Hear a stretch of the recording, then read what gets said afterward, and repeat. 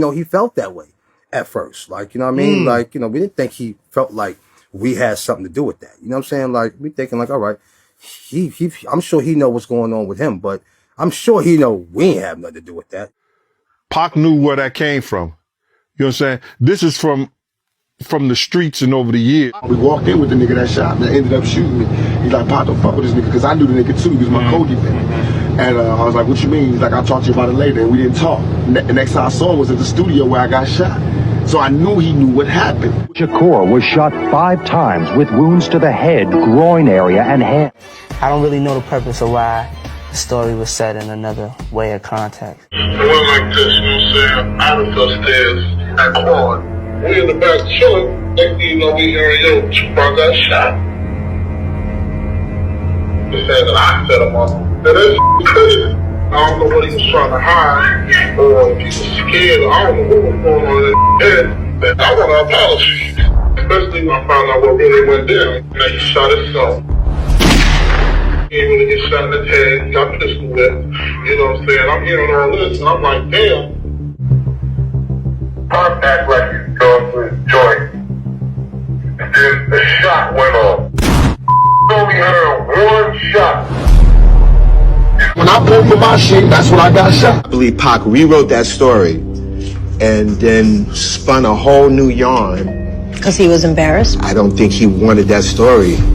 Well, tell me what happened at the recording studios in Times Square. I got shot 5 times. I walked in, some dudes walked in and shot me up. Took some jewelry.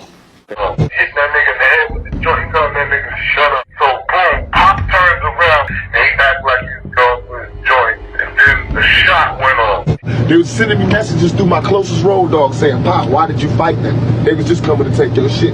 But I wasn't letting nobody take my shit. I went to go pursue these cats, man, but everything is moving fast. You know what I mean? I grabbed the gun, I cocked it. It was already one in the head. I put the bullet that fell out of the gun, I put that in my pocket. So I went to go pursue these cats. The fucking squad car sitting right in front of the fucking spot, man. Of course, I paused like, oh, shit. You know what I mean? So I kind of stepped back, tucked the gun. But the fucking police, he turned his head. He did a 90-degree turn, but he was smiling as he did it. And he looked me in my eyes smiling. So in my head, I'm like, there's no way that y'all motherfuckers ain't see these twos just run up out of here. And what the fuck is you smiling at me for? So in my mind, I'm going, okay, you know what time it is. So I basically let the police know, stay where you are. Of course, I didn't say it that way. I said it how a nigga that's in distress is gonna say it. Basically, I dare you to fucking get out that car. So they stayed there. But yeah, I'm looking every street I can see if I see any niggas that, fit the description. But I didn't see anything. So then Pac, he goes to me, they right there.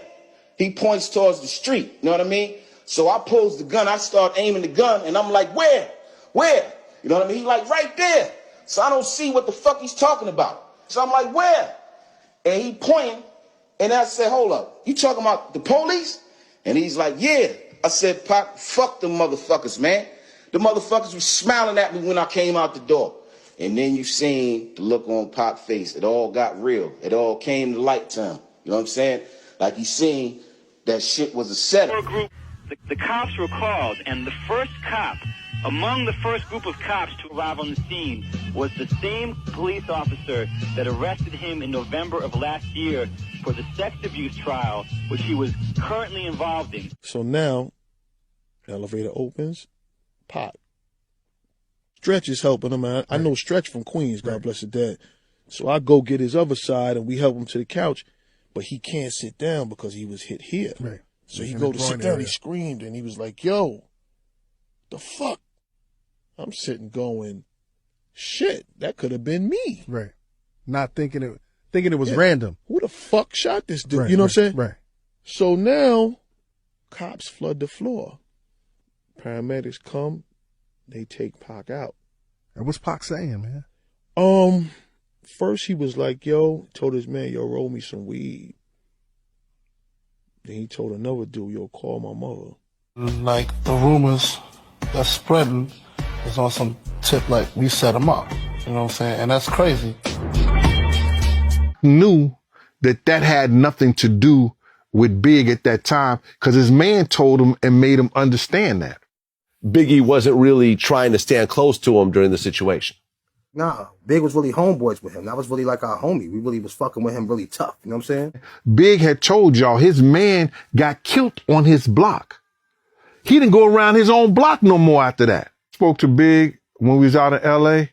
He didn't know why dude was acting like that. It's not important that other people know what happened to me. I just said it. Now that I said it, it's dead. You can believe me or not believe me. I did what I had to do.